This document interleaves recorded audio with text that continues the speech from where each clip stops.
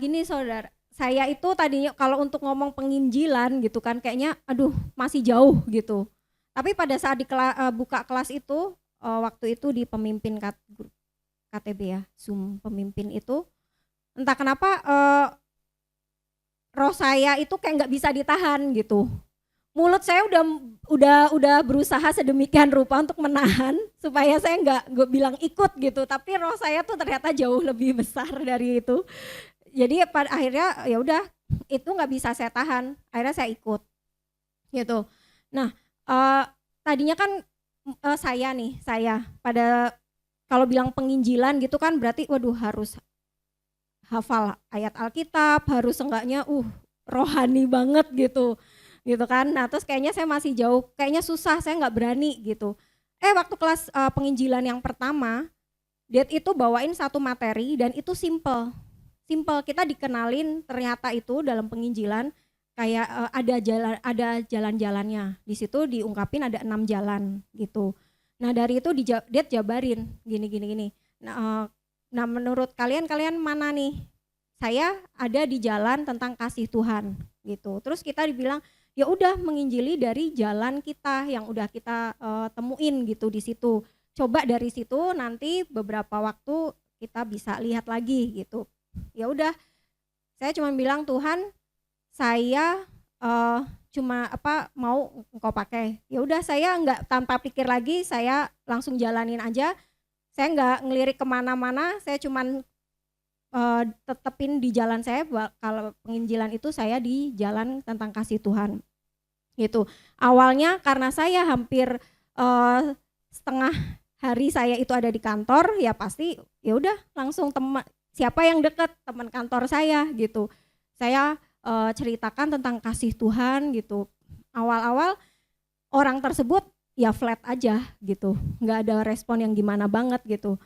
Saya juga Tuhan gimana nih kok nggak ada respon yang gimana gitu. Tapi ya udah lanjut aja lah gitu, saya gitu kan.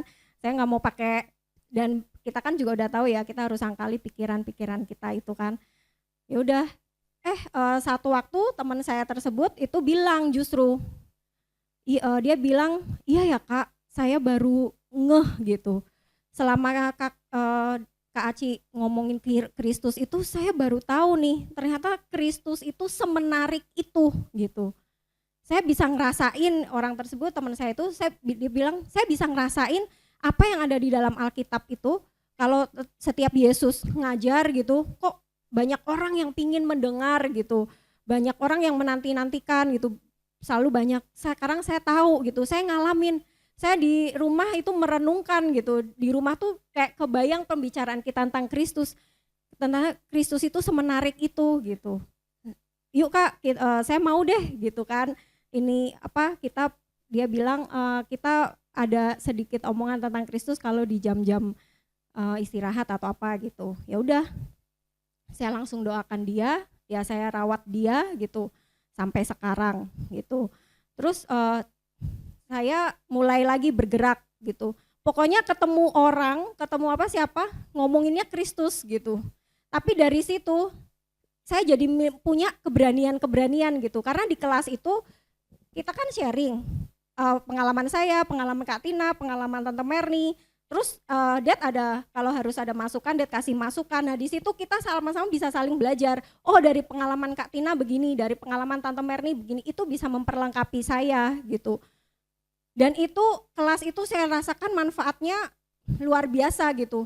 Jadi saya ngerasa penginjilannya tuh jadi advance gitu. Saya juga nggak nyangka seperti yang Dad bilang dalam 2 bulan kelas kita itu, tapi dampaknya besar gitu, yang kita alami masing-masing bertiga, kita sama-sama bersyukur ada di kelas ini gitu. Jadi menginjili itu sekarang nggak susah, itu gampang gitu. Bahkan kita bertiga sampai bilang bahwa menginjil itu bukan lagi beban, tapi itu seperti makanan. Sekarang kalau kita nggak ngomongin tentang Kristus, kayak lapar gitu, kayak lemes gitu, lemah, letih, lesu. Jadi masing-masing kita tuh bahkan di saat liburan aja kemarin itu saya bilang bersyukur ya sekarang. Jadi penginjil itu sekarang di dalam kita tuh seperti itu identitas kita. Identitas kita itu apa? Penginjil. Nah, dengan identitas itu membuat kita dengan sendirinya secara natural itu kemanapun kita pergi Kristus gitu yang dibawa. Kemanapun kita pergi omongannya Kristus lagi kayak gitu. Dan itu di dampak ke kitanya, kita juga lebih nggak lagi istilahnya untuk roh kita selalu berkobar gitu, usahanya gimana banget, enggak. Dengan kita, kalau saya pribadi di jalur yang tadi tentang kasih, saat saya menginjili tentang kasih, saya ceritakan kasih Tuhan, kasih Kristus, saya juga mendapatkan gitu. Saya juga akhirnya terbuka bahwa kasih Kristus itu luar biasa, kasih Kristus itu kudus buat saya, kasih Kristus itu kalau ngomongin tentang kasih nih, nggak ada habisnya. Kalau ngomongin tentang kasih Tuhan itu, rasanya kita ini bersyukur banget gitu. Kalau saat ini ada di tempat ini, kita menjadi pengikut Kristus itu suatu hal yang luar biasa gitu. Nah, pengalaman yang terakhir kemarin adalah saat liburan. Kebetulan keluarga besar dari suami saya itu non-Kristen gitu. Sebentar aja. Coba ceritakan yang waktu liburan yang lalu dulu yang om kamu selamatkan itu. Oh ya, iya. Jadi saya ada satu waktu pulang ke keluarga saya dulu nih, ke keluarga saya karena ada acara di keluarga besar. Nah di situ praktek pertama yang istilahnya dalam lingkup yang lumayan besar gitu dalam keluarga. Ya udah saya ngomongin saya ngomongin ke om saya. Kebetulan dia juga non-Kristen gitu, non-Kristen. Saya bilangin tentang kasih Tuhan. Dia tadinya awalnya dia Kristen, terus pindah ke agama lain gitu. Pada saat saya cerita tentang, sebenarnya awalnya saya nggak cerita dengan om ini gitu, saya cerita dengan keluarga yang lain. Tapi dia mendengarkan gitu. Akhirnya dia potong pembicaraan saya.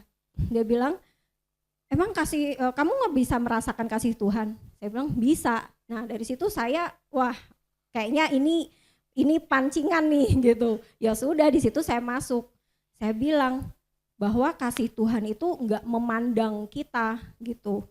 Kalau saya langsung tantangin om saya, mau nggak untuk kembali terima Yesus gitu. Dia bilang, tapi saya udah saya udah membuang dia loh. Masa dia masih mau terima? Ya terima aja gitu. Kristus mah nggak ngelihat perbuatan kita. Kristus nggak begitu. Dia ngelihat hati. Kalau kita mau terima Tuhan Yesus, ayo kita undang, dia pasti akan datang gitu. Dia mau menerima kamu kembali. Akhirnya dia mau terima Tuhan Yesus di situ. Dan selanjutnya dia akhirnya saya rawat dan sekarang dia sudah kembali lagi ke gereja gitu. Amen. Di sana gitu. Dia kembali lagi ke gereja, dia dengan sendirinya buang untuk perlengkapan ininya agama dia yang kemarin itu, yang sebelumnya gitu. Itu buat saya luar biasa. Maksudnya gini, om saya itu umurnya hampir 11-12 dengan mama saya gitu. Dimana maksudnya kadang saya ngeliat, ya ampun, ini kalau bukan Tuhan, ini kalau bukan yaitu kuasanya, saya nggak mungkin gitu. Seorang Aci yang usianya jauh di ini dia, tapi karena yaitu magicnya, magisnya Kristus itu di situ. Amen. Gitu loh. Amin. Pada saat kita ngomongin Kristus tuh itu bisa narik orang. Dan itu firm sekarang di saya, itu firm. Pada saat kita ngomongin Kristus, pasti orang tertarik. Nggak tahu, saya ada keyakinan itu dalam hati saya sekarang gitu. Jadi kalau nggak usah pakai pikiran deh, nggak usah pakai pikiran kita saat nginjili, pikiran kita jangan dipakai dah gitu. Turuti dorongan roh, itu pasti Kristus itu. Pada saat kita ngomong Kristus, orang pasti tertarik. Itu udah nggak bisa ditawar-tawar lagi dalam diri saya gitu. Pokoknya kalau saya ngomong Kristus, orang itu pasti tertarik gitu. Itu. Terus karena itu juga yang saya alami waktu liburan kemarin. Nah ini di keluarga suami itu semuanya itu non Kristen. Dari dulu saya nggak pernah berani ngomong tentang Kristus. Karena apa? Saya takut gitu kan. Saya takut nanti imbasnya, oh ya yang Kristen saya doang nih. Saya nggak berani ngomong tentang itu gitu. Tapi kemarin saya sambil doa nih sama Tuhan. dan ngomong Tuhan ini gimana buka jalannya. Kalau saya nggak bisa, saya nggak mau pakai pikiran saya deh, saya nggak mau pakai istilahnya alternatif omongan A, B, C gitu. Saya nggak bisa. Tiba-tiba waktu habis maaf-maafan gitu, kumpul, nah mereka ada yang ngomong, istilahnya ibu ini ngomongin anaknya, kamu harus rajin beribadah, rajin ini gitu, supaya bisa nanti diterima masuk surga gitu, nggak ngalamin kayak siksa kubur ya gitu-gitu. Nah terus ada orang yang nanya, oh ya nanya ke saya, kalau di kamu gimana ya biar masuk surga? Saya terima kasih Tuhan. Saya bilang, terima kasih Tuhan, bener ini yang bekerja bukan saya nih, Tuhan yang bekerja gitu. Dia bisa bukain jalan omongan gitu. Saya cuman yang keinget gitu, yang keinget tuh yang Kisah Para Rasul 2 ayat 21. Oh di tempat saya gampang, karena di tempat saya barang siapa yang berseru pada namanya dia akan diselamatkan. Saya bilang gitu, berseru mana? Iya berseru. Nama Tuhan saya kan Yesus Kristus. Jadi kemarin itu saya itu menginjili enggak bawa nama Kristen, enggak bawa nama agama saya, tapi Kristus yang saya bawa gitu, yang saya selalu omongan Kristus. Karena ya itu, semua orang kan harus dengar tentang Kristus. Siapa lagi kalau enggak kita yang ngomongin tentang Kristus? Bukan Kristen cuman agama gitu, tapi Kristus yang lebih ini. Nah saya bilang, ya menyerukan nama Tuhan, menyerukan nama Kristus gitu. Oh gitu, udah gitu selamat. Iya selamat, enggak ngalamin siksa kubur katanya. Enggak. Nah, kok enak banget? Ya enak kalau ya enak. Mau ikut yuk gitu. Ikut Kristus. Saya bilang, ikut Kristus. Iya, Tuhan saya Yesus Kristus. Saya pengikut Kristus gitu. Oh gitu. Oh iya mereka, iya ntar deh nggak apa-apa gitu. Saya dalam hati saya, mereka bilang gitu nggak apa-apa, saya terusin aja jejelin tentang Kristus. Pokoknya omongan apa-apa tentang Kristus. Bahkan di kelas itu kan saya diajarin ya, dikasih tahu sama Dad, penginjilan itu simple gitu, bisa masuk dari apa aja. Bisa masuk misalkan kita ngelihat sesuatu itu dihubungkan ke Kristus. Nah saya ingat itu, saya praktekin. Begitu ya di kantor saya praktekin gitu. Nah ini juga praktekin, jadi kita pergi dari saudara satu ke saudara yang lain. Nah terus ada lampu merah kan. Terus saya bilang, tuh kita teratur ya karena ada lampu merah, jadi teratur siapa yang jalan, siapa yang berhenti. Begitu juga loh kalau di dalam diri kita ada Kristus, itu teratur loh hidup kita gitu. Kita nggak lagi rungsing gitu, kayak nggak semrawut gitu. Ada yang nyeletuk, bisa aja, Aci mah apa-apa Kristus. Lah ya iya gue lah. Saya bilang, ya iya emang harus gitu ya, emang harus cuman Kristus yang perlu kita omongin terus. Iya gitu. Iya. Terus tapi mereka itu saya amazed-nya itu setiap saya ngomong Kristus ada sih yang tidak gimana-gimana gitu.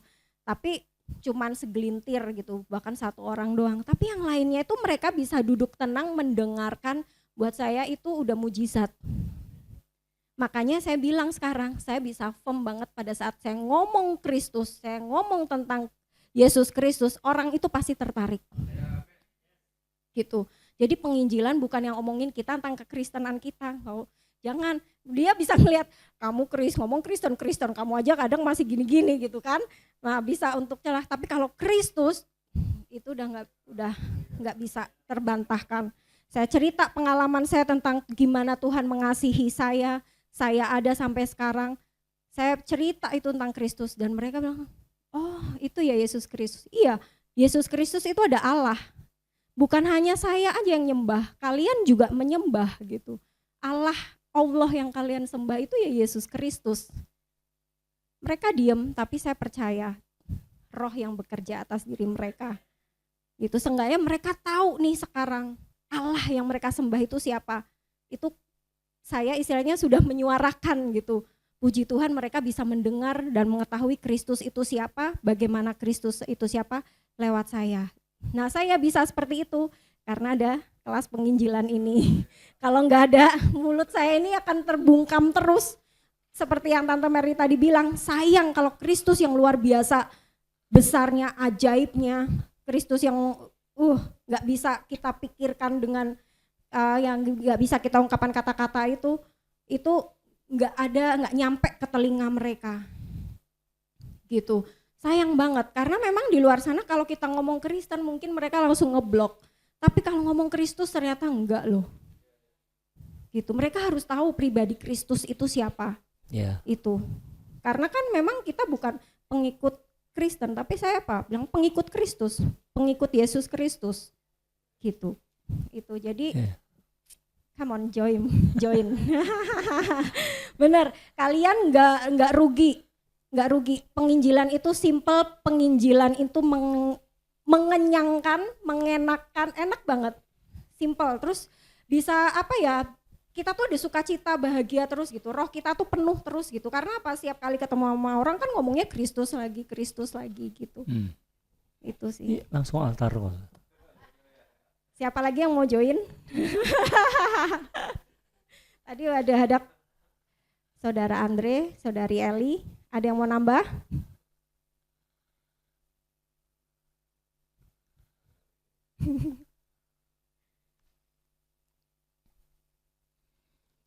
Coba kamu ceritakan yang kamu besok orang sakit 3 orang terima Yesus itu.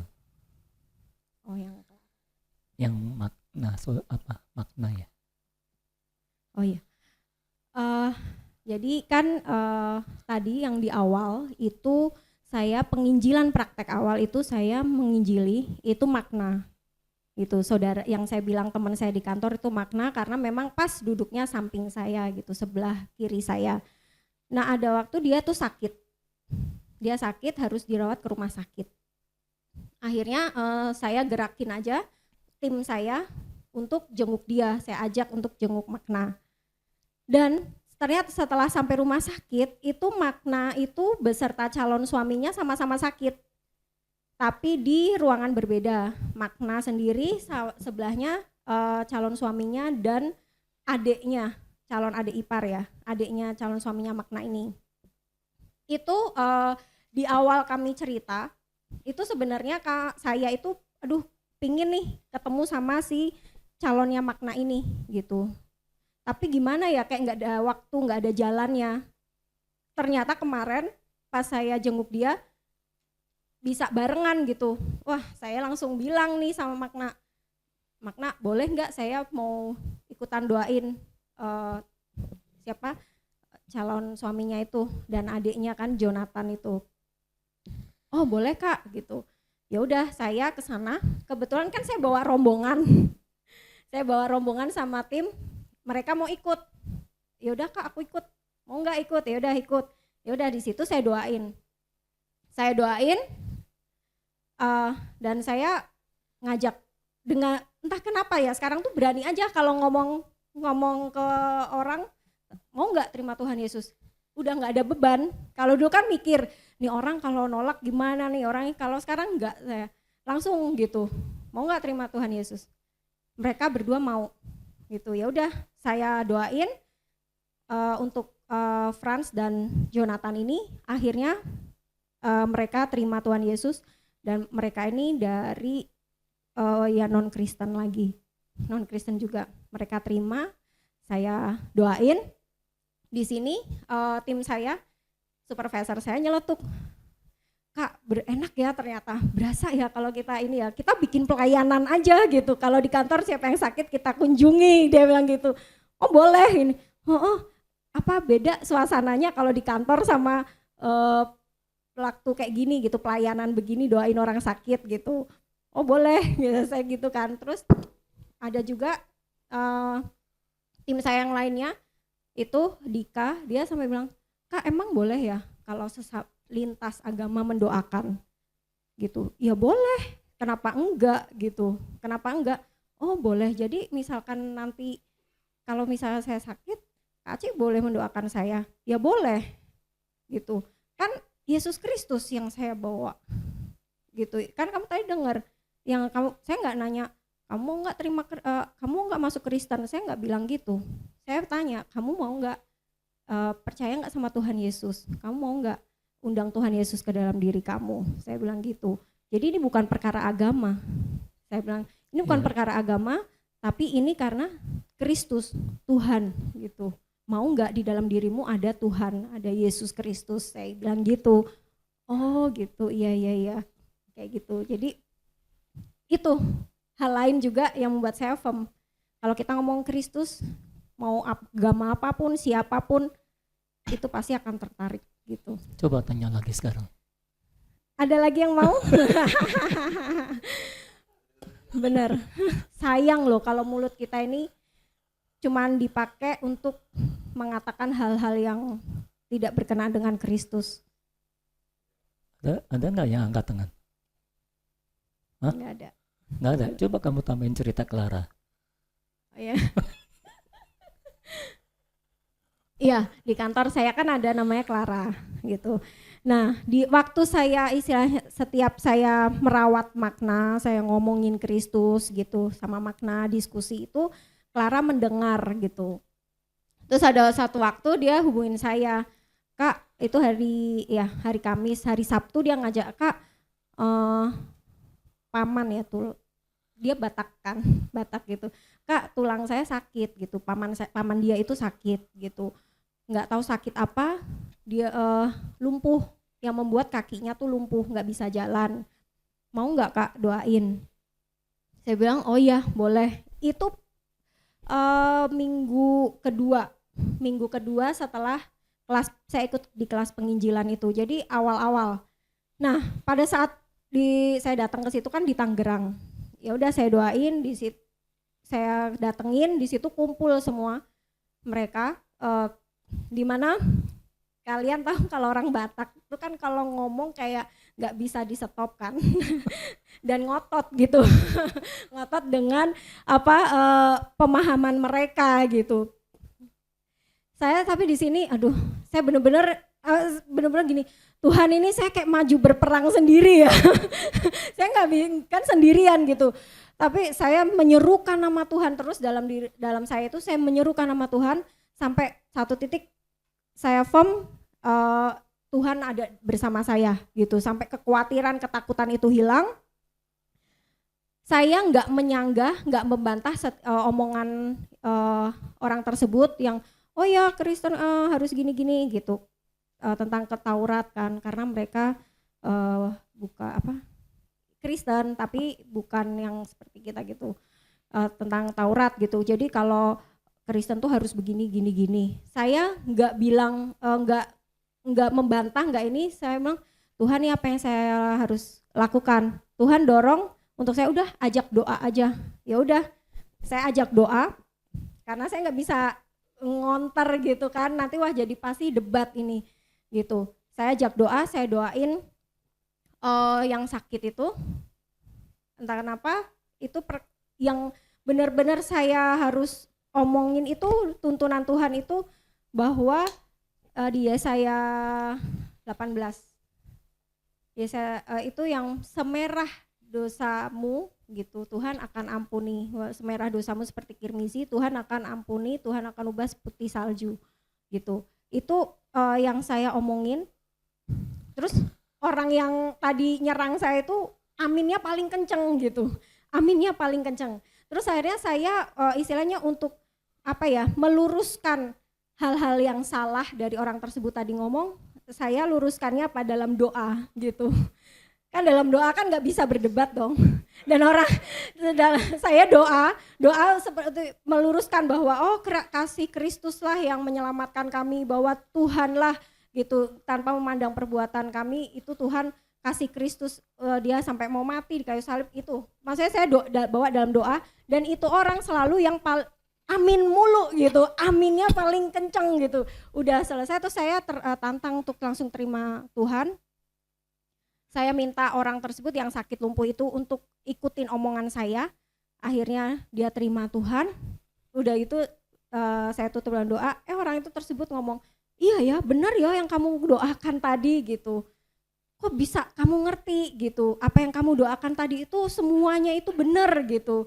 Ternyata dia cerita pamannya yang sakit ini kenapa bisa begitu, karena dia masa lalunya tuh buruk gitu, peminum lah gitu, terus pokoknya yang nggak baik gitu.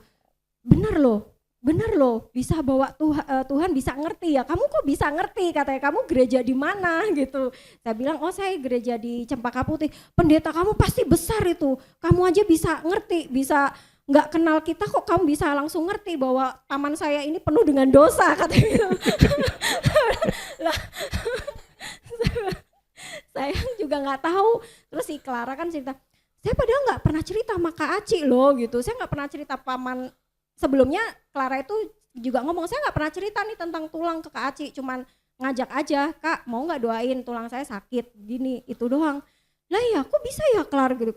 Ya saya bilang saya juga nggak tahu, tapi ya pada saat doa ya tuntunan Tuhan gitu aja. Oh gitu. Oh ada di kelas bukan di gereja kamu ada latihan bernubuat, katanya dia gitu. Enggak. Pendeta saya enggak ini. Dia nanya pendeta kamu siapa? Saya bilang Sony Zakaria. Oh coba nanti saya cari, itu pasti pendeta gede itu gitu katanya. saya, saya, saya ketawa aja, senyum aja kan. Saya gereja di sini. Haleluya. Di Living Christ di Cempaka Putih, saya bilang gitu. Oh iya gitu. Tapi bener loh doa kamu itu gitu. Terus jadi akhirnya yang tadinya kayak menyerang saya dengan tiba-tiba kayak Tuhan sendiri gitu yang membungkam gitu. Jadi akhirnya dia mengiyakan saya dan akhirnya dia juga pemikirannya terbuka gitu. Terbuka bahwa oh yang kita lakuin, yang dia harus lakuin ini itu enggak perlu gitu. Karena semua udah Tuhan tuntasin gitu di kayu salib itu gitu.